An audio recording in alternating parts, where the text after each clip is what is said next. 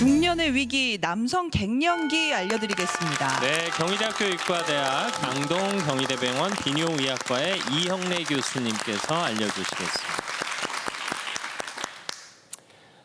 갱년기 하시면 뭐 여성분들 당연히 우리 보통 여성 갱년기만 생각을 하시죠. 근데 남성에서도 갱년기가 있습니다.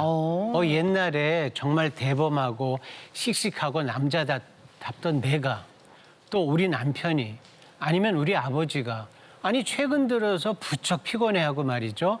그렇지 않았던 사람이 자꾸 짜증내고 화를 내고 또 드라마 보다가 갑자기 막 눈물도 왈칵 쏟고 하시는 경우가 있거든요. 자, 이러면 남성 갱년기일 수 있습니다.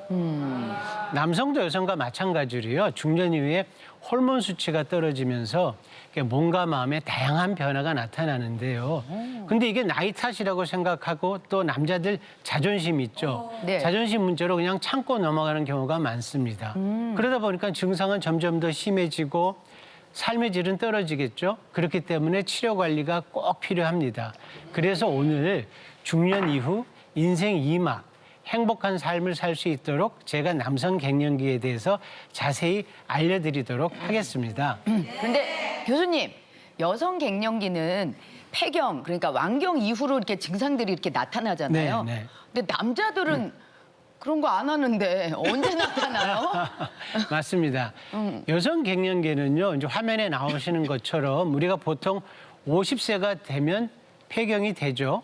그러면 여성 호르몬이 갑자기 확 떨어집니다. 뚝 그러면 떨어지는구나. 여러분 아시다시피 그 무섭다는 중2병들, 우리 사춘기 소년들 중2병도 이겨먹는 게 여성 갱년기 증상입니다. 그만큼 증상이 뚜렷한데요. 남성 갱년기는 조금 다릅니다.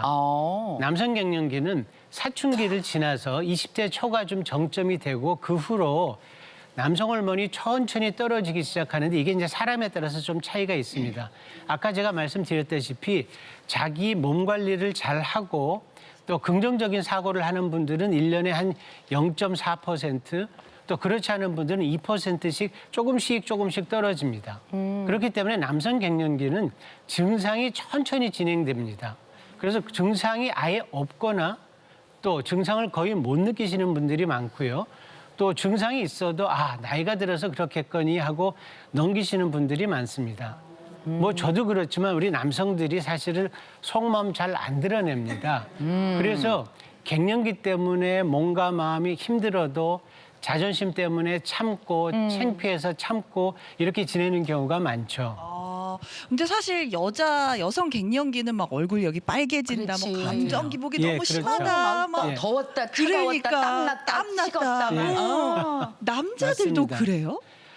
여성 갱년기 증상은 너무 잘 알려져 있는데요. 네. 남성 갱년기 증상은 이제 서서히 오기 때문에 잘 모르시는 분들이 많고요. 우리 오늘 TV를 보시는 시청자 여러분들, 내가 아니면 우리 남편이 아니면 우리 아버지가 그런지 한번 증상을 확인해 보시는 게 좋을 것 같습니다.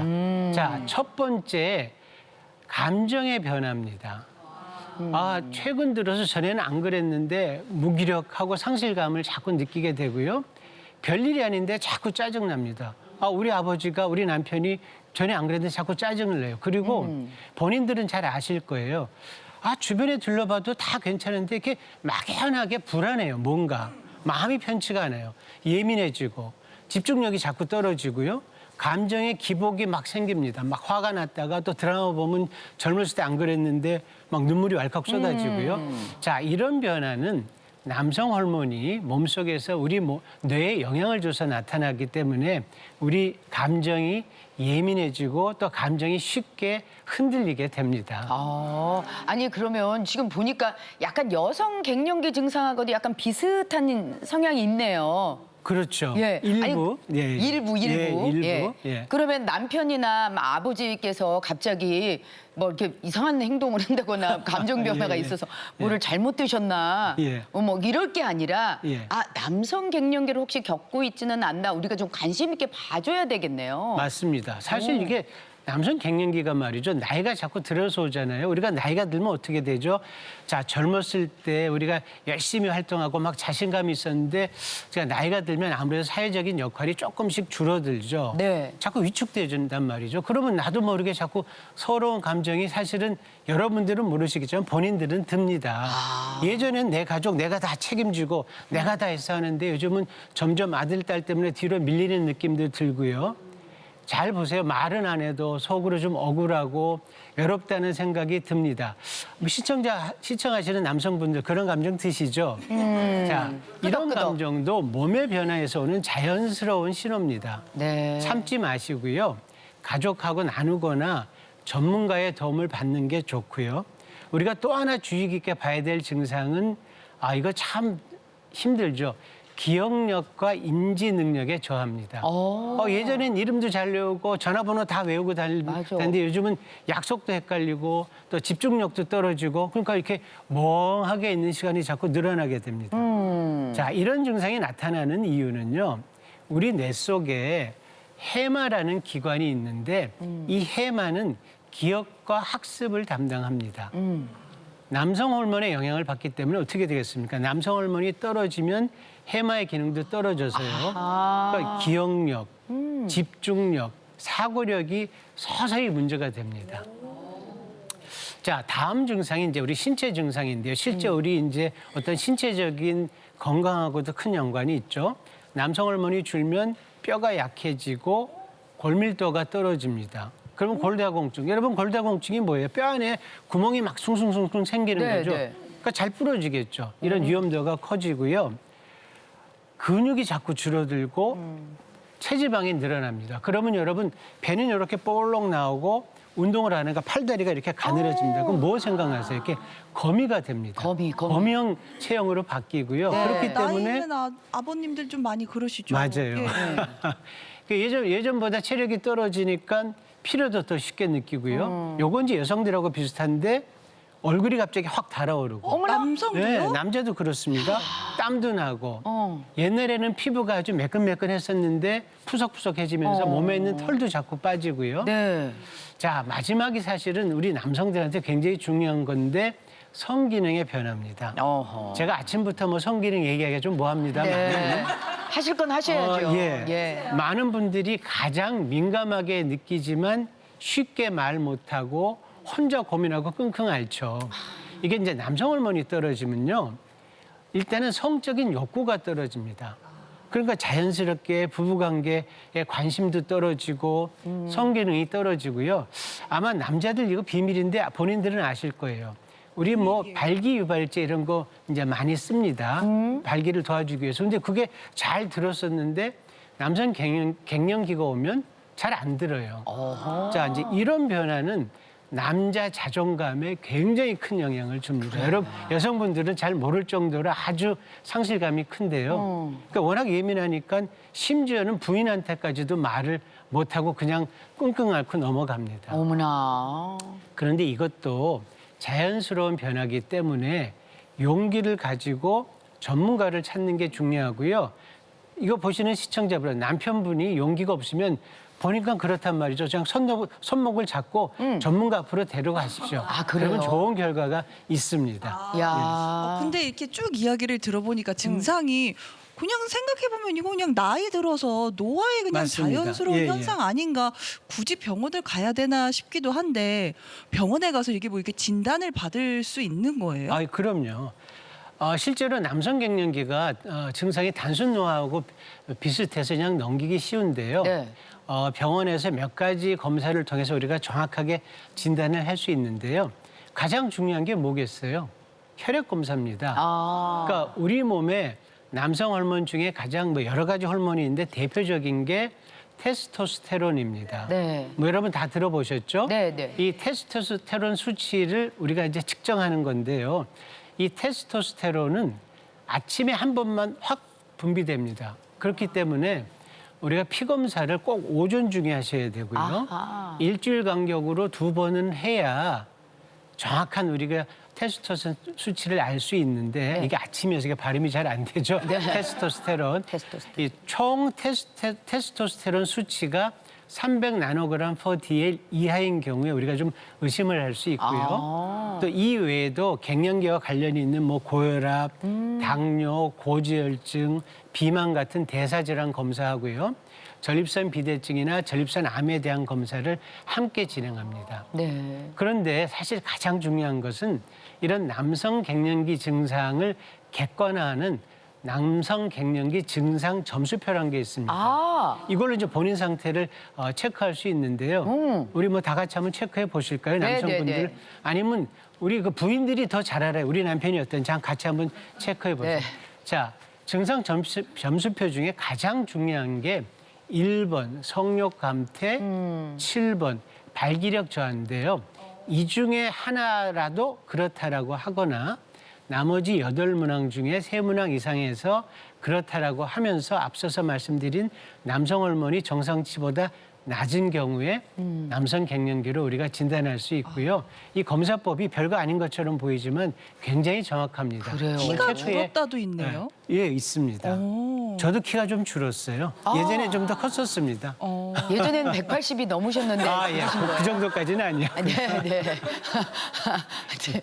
아, 저걸 또 해봐야 되겠네요. 아니, 근데 남자분들은 저런 걸 진단을 해도 예. 아까도 말씀드렸듯이 선생님께서 노화랑 좀 비슷하니까 네. 뭐 남자들이 나이 들면 다 그렇지 뭐 다 뭐 내 주위에 다 그래 이러면서 그냥 이걸 갖다가 그냥 생각지도 않고 그냥 넘기시는 네, 분들이 네, 많은데 만약에 병원에 가거나 적절한 치료를 받지 않고 넘기면은 뭐 어떻게 되는 건지 그것도 궁금해요. 뭐 남성 갱년기 방치하면요. 먼저 이제 삶의 질이 만족감, 행복감이 자꾸 떨어지면서 우울감이 깊어지고요. 그래서 이제 우울증으로 이완될 수 있고요.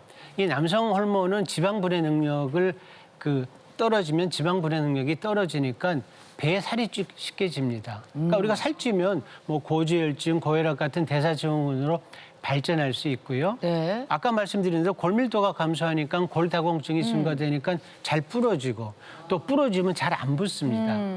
그리고 더 중요한 건 이 남성 갱년기가 호르몬의 균형을 깨기 때문에 수면에 큰 장애를 줍니다. 그러니까 이런 것들이 전반적으로 건강 상태를 무너뜨리고 활력도 잃고 자신감을 떨어뜨리게 됩니다. 그렇기 때문에 남성 갱년기는 자연스러운 현상이 아니고 적극적인 치료와 관리가 필요한 질병이라는 인식을 갖는 게 가장 중요합니다. 아유, 그래. 질병이라고 생각하면 네. 진짜 병원 가서 치료를 받아야 되는 거잖아요. 그렇죠. 여자들은 막 호르몬 치료를 한다 그러는데 예. 남자들도 호르몬 치료를 하나요? 예. 어떻게 그래요? 하셨습니까? 예, 그래요? 맞습니다. 어머. 그 가장 좋은 치료 방법이 예. 외부에서 호르몬을 이제 주는 겁니다. 아. 뭐 치료 방법은 여러 가지가 있는데요. 뭐 먹는 약으로 할 수도 있고 우리가 요즘 젤 같이 해서 이렇게 바르면 피부로 흡수되는 방법이 있는데 주사하는 것이 가장 환자들이 좀 편해합니다. 뭐 한 달에 한 번 맞는 주사, 석 달에 한 번 맞는 주사가 있지만 석 달에 한 번 맞는 주사 정도가 편리하고 지속 효과가 있기 때문에 가장 많이 선호하고요. 그렇지만 이런 호르몬 치료하기 전에 반드시 아셔야 될 게 전립선 암이 있는 경우 호르몬 치료를 하면 병을 확 악화시키기 때문에 전립선 초음파 검사나 혈액 검사 등을 통해서 전립선 상태를 확인하는 게 중요하고요. 그 이외에도 뭐 간, 적혈구 검사, 콜레스테롤 검사, 우리 몸이 호르몬 치료를 안전하게 감당할 수 있는지를 꼭 확인하는 게 중요하고요. 네. 자, 이거 치료만 해서 되겠습니까? 우리가 좀 몸으로 움직여야겠죠. 네. 그래서 생활 습관을 개선하는 게 중요한데요. 첫 번째는 규칙적인 운동, 식이 조절, 수면 관리 해서 몸 전체에 이제 균형을 잡아주고요. 자, 복부 비만, 운동 부족인 분들은 어떻게 하겠어요? 뭐 말할 거 없죠. 살 빼야죠. 살 빼고 운동하셔야 네. 됩니다. 또 우리가 이렇게 여러 가지 감정에 영향을 주기 때문에 우울증이나 상실감이 심한 분들은 정신건강의학과 상담을 받거나 치료를 받는 것도 좋은 방법입니다. 가장 중요한 것은요. 참지 말고 숨기지 말고 전문가의 도움을 받아서 미리 진단받고 치료하는 게 중요합니다. 아유, 네. 그렇군요. 지금 말씀하신 규칙적인 운동 그리고 균형 잡힌 식단 외에 우리가 생활 속에서 관리해야 할 것들이 또 있을까요? 첫 번째는요. 진짜 운동이 가장 중요한데요. 근력 운동하고 유산소 운동을 하는 게 중요하고 네. 그다음 식이 뭐 시기는 우리가 남성 호르몬을 잘 건강하게 할 수 있는 굴, 새우 뭐 이런 것들 해산물 등이 굉장히 좋고요. 굴, 새우, 게, 장어 많이 예, 드시래요. 맞습니다. 네, 운동과 식단 외에 어떤 예. 방법이 있어요? 그리고 또 하나는 긍정적인 생각, 적극적으로 사회에 참여하고 내가 사회에 이바지할 수 있다. 이런 긍정적인 생각이 굉장히 중요합니다. 네. 네, 질문이 들어왔습니다. 네. 남성 호르몬 치료를 할 때 부작용이 있을 수 있다는 얘기를 들었거든요. 맞아. 어떤 부작용이 있고 어떤 점 조심해야 될까요? 사실 전립선 암이 있거나 전립선 비대증이 있으면 남성 호르몬 치료로 좀 악화될 수 있는데 실제 이런 치료를 병원에서 하기 때문에 찾아가는 전문가 선생님들이 알아서 다 검사를 하고 이 처방을 할 때는 편안하게 그냥 그 처방에 따라서 하시면 되고요. 뭐 이런 문제는 크게 걱정 안 하셔도 됩니다. 전립선 암이나 비대증이 있는 사람만 조심하면 된다. 아니요, 뭐 몇 가지 더 있긴 하지만 그건 전문가들이 알아서 다 그건 의사 걸러냅니다. 선생님이 알아서 해주신다. 이런 알아서 얘기입니다. 해주시고. 그냥 맡기시면 됩니다. 어쨌든 갱년기는 노화의 또 시간의 흐름이기도 한데요. 네. 적절한 치료를 받지 않아도 어쨌든 지나가는 과정이겠죠. 예, 그렇습니다. 네. 그렇지만 그게 삶의 질을 굉장히 많이 그렇지. 떨어뜨릴 수 있죠. 노후에 내가 정말 더 삶의 질을 높게 사는 게 네. 중요하니까요. 어쨌든 선생님은 병원에 오라는 말씀이네요. 아, 살더라도 인간답고 건강하고 아름답게 그렇죠. 살아야 되겠죠. 예. 알겠습니다. 수업 잘 들었습니다, 예, 선생님. 감사합니다. 고맙습니다.